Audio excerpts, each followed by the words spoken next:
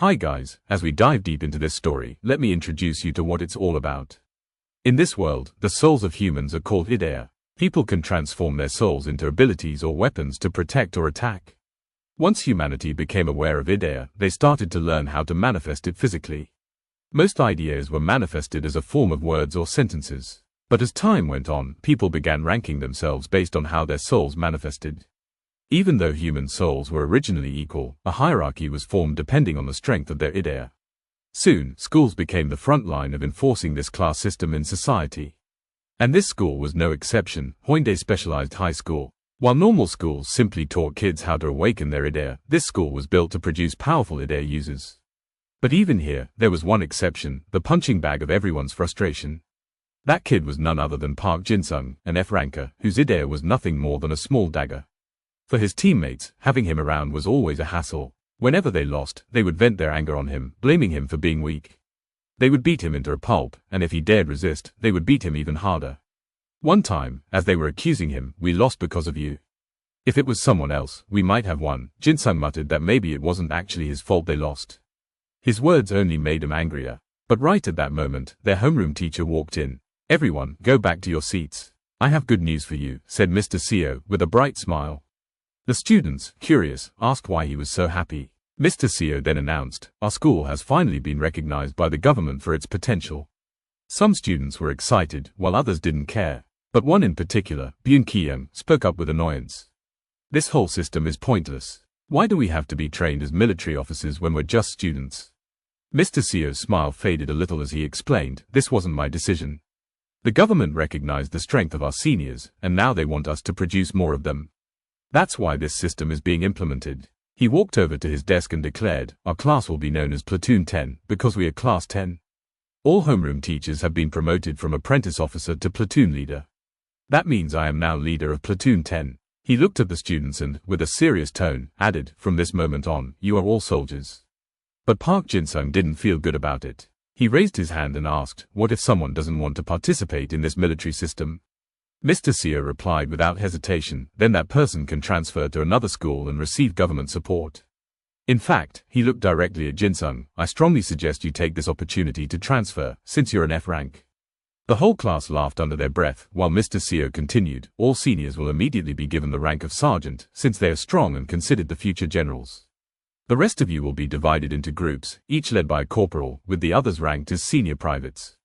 As he handed out badges, he ignored Jinsung completely. "Sir, what about me? Why didn't I get a badge?" Jinsung asked cautiously. Mr. Seo stopped, looked down at him with a cold, serious face, and then announced to the whole class, "There is only one student in this entire school who is not promoted to senior private.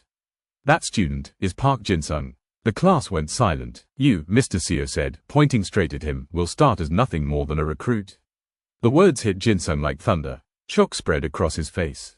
After all that, Park Jinsung was called by Mr. Seo to his office. He wanted to discuss something important with him. Mr. Seo leaned back in his chair and asked, "What do you think about transferring to another school?" Jinsung stayed silent for a moment. He was already struggling with classes, and once the military system was fully implemented, things would only get harder. But instead of agreeing, he looked Mr. Seo straight in the eyes and said, "Aren't teachers supposed to bring out their students' potential?" For a second, Mr. Seo just stared at him, then sighed. His expression shifted into one of disappointment, as if he thought something was wrong with Jinsung's head. When Jinsung added, "What if I can improve?" Mr. Seo suddenly burst into laughter. "You really do make the best jokes," he said mockingly. Jinsung's jaw tightened, but Mr. Seo continued, "With this new system, I can't keep giving special attention to one individual. That's just not how it works anymore." In that instant, Jinsung realized something. Mr. Seo already knew. He knew about how the other students had been beating him up, and he didn't care. To him, it didn't matter if Jinsung suffered. He probably believed that after being treated like garbage long enough, Jinsung would finally give up and transfer schools. After all, to everyone else, an F-rank Ideia was completely useless. But Jinsung clenched his fists and asked a quiet question. "Do you think there are really ranks for souls?" Mr. Seo raised an eyebrow, then smirked as if it were another dumb joke. "Still," he answered, "of course there are." But from Jinsung's point of view, he didn't believe that at all. With the new system in place, Mr. Seo asked the squad captains to do a head count of their members and call roll. One by one, each squad captain did as told. But seeing this, Jinsung couldn't stop himself from laughing. To him, the whole thing looked ridiculous.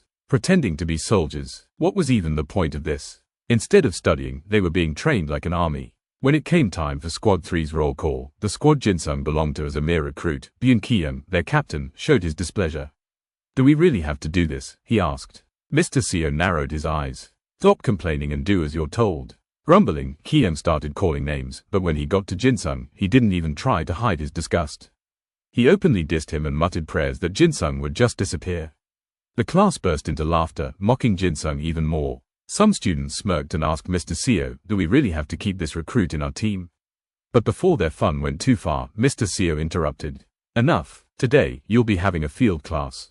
And let me make something clear, there are government scouts undercover in our school right now.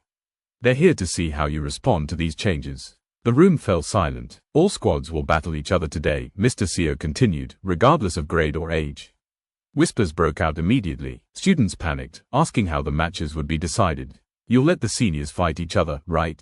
Jinsung, on the other hand, thought this might actually be fun. Watching the seniors fight could mean, for once, he'd get a day off from being beaten up.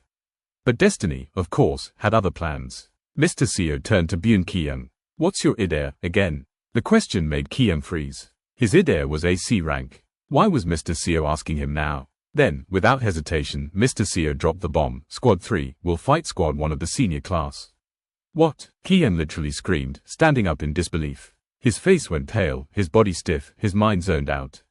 Everyone in Squad 3 was traumatized before the battle even began. And of course, they quickly turned their anger toward Jinsung, blaming him for their hopeless situation. "How are we supposed to win with an F rank on our team?" Meanwhile, Jinsung sat there in disbelief. He thought he'd finally have a break, but instead, his squad was chosen to fight the strongest class. Just what kind of cursed bad luck did he have today? Ki-young stormed over, grabbed Jinsung's hair, and started venting his rage. "Trash, do you even understand who we're up against? Squad 1's captain is Ahn Sungo, the monster himself. Even if every A student teamed up, they couldn't last a second against him. And now you're on our team." He shoved Jinsung's head back. "If our score goes down, you're taking responsibility." But Jinsung, bold as ever, smirked. "I don't think your score is high enough to worry about dropping." That only fueled Ki-young's rage. He grabbed Jinsung by the collar, eyes burning with fury. "Fine then, you want a role in this squad? I'll give you a task, recruit. Can you handle it?" Jinsung gave a small shrug. "I'll do anything for my captain." Ki-young grinned wickedly. "Good, then your job is simple, you'll be my shield. Take every hit, get beaten to a pulp, and keep me safe." Before Jinsung could reply, Mr. Seo's voice rang out. "The match between Squad 1 of Platoon 1 and Squad 3 of Platoon 10 will now begin." The captains of both teams were called forward for a mandatory handshake. Mr. Seo cheered Sungo on. "Do your best, the scouts are watching you closely." The two squads prepared themselves. Each member was given a specialized bracelet. The bracelets would protect the wearer from external damage using their Ideia, but once broken, the participant was out. Jinsung frowned and asked Ki-young, "Are you seriously making me your shield?" The rules were simple, the team that lasted 5 minutes in the battle ring would win. For Squad 3, though, lasting even 5 seconds against the senior squad felt impossible. In Jinsung's mind, one thought repeated, "If I can just hold out for 5 minutes, maybe Mr. Seo will change his mind about transferring me." The battle started. Both captains saluted each other, and chaos erupted. Squad 3 collapsed instantly. One by one, they were eliminated within seconds, leaving only Ki-young and Jinsung standing.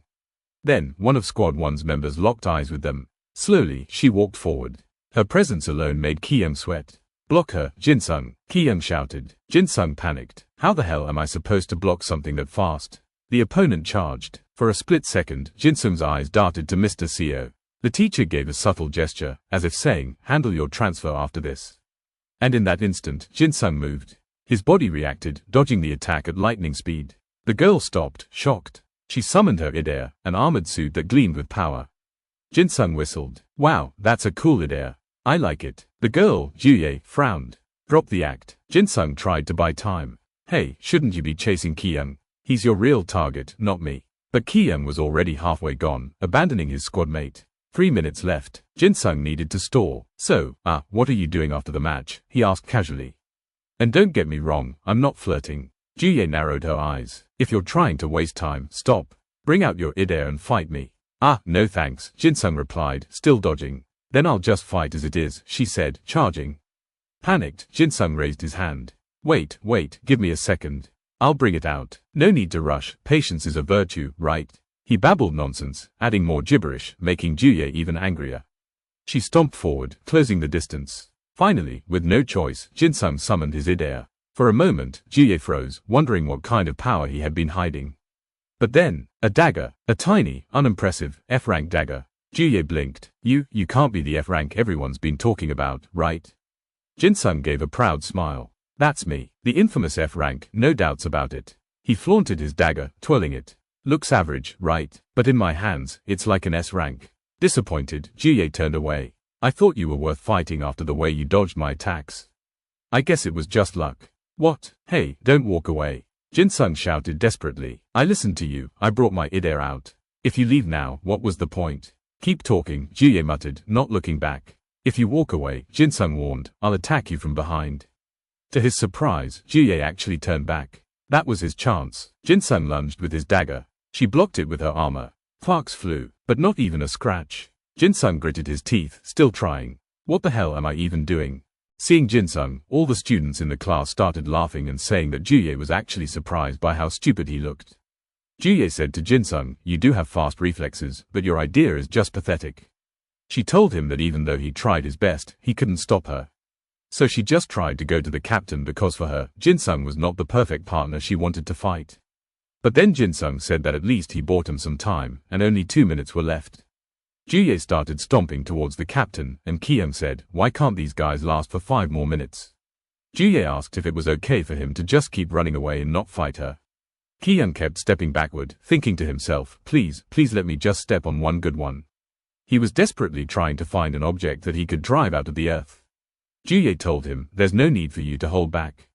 Show me just how strong you are. After saying that, she started running toward Kiyoung. Just as Kiyoung thought he was about to be beaten up, he found a massive rock hidden in the earth and thought, finally. It's huge. I knew there had to be one around here. As Juye was saying, so when are you going to show me what you can do? Kiyoung replied, I'll show you now. He brought up the huge rock from the ground, and when Jinsung saw what Kiyoung was going to do, he warned Juye to watch out.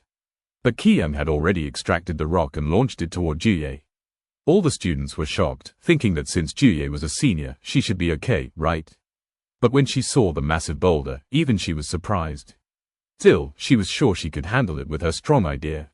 She said to Kiyoung, so you were holding out until you found a boulder worth using your idea on. Jinsung, on the other hand, was thinking that Kiyoung had been hiding his idea for so long. Then Kiyoung sighed and said, you seniors are apparently the best of the best. And he threw the massive boulder at Juye. As the boulder rushed toward her, Kiyoung burst out his anger at the seniors, shouting that because of them, they had to go through this brutal training. But right behind him was Ahn Sungo. As Kiyoung turned, Ahn smashed him into the ground, breaking the bracelet on his wrist. At the same time, Juye was struggling with the boulder. Even with her armor, she couldn't break it right away, it was too huge. Ahn then power grabbed the boulder himself and shattered it to pieces. Juye got angry at Ahn and shouted, that was my chance to demonstrate my skills. What do you think you're doing, Captain? Ahn replied, it was dangerous. It's my duty to protect my squad members. But Juye wasn't happy. She said she could have handled it on her own. Ahn told her that he knew she was capable, but Kiyoung and Jinsung wouldn't wait around while she dealt with the boulder. They needed to win the competition. Just then, Kiyoung grabbed a bat and tried to smash Ahn from behind. But Ahn power grabbed him and slammed him back into the ground. That's when Jinsung realized Ahn's ability. He was AB rank, and he could grab any designated target no matter what it was. Jinsung gasped, oh my god, our captain got caught. But Ahn turned to him and said, hey, you. Jinsung quickly said he surrendered, but Ahn replied that he had warned Juye before she conjured her idea, and asked why Jinsung had done that. Jinsung answered, our captain is sneaky. Honestly, you never know what he might do. Ahn told him he was a terrible liar and power grabbed Jinsung, trying to throw him away. But Jinsung caught his knife again, broke free of Ahn's grasp, and tried to attack. Ahn was shocked and asked, who are you, because no one had ever escaped his power grab before.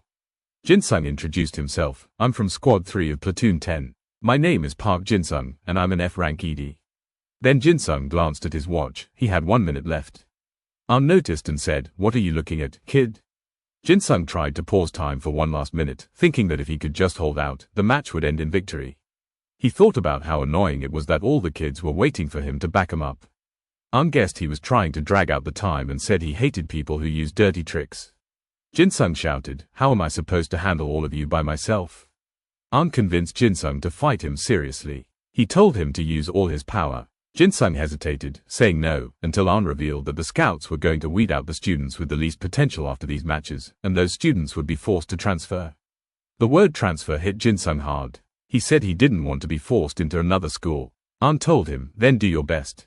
Jinsung replied, if I'm against you, the strongest, then it's fine, right?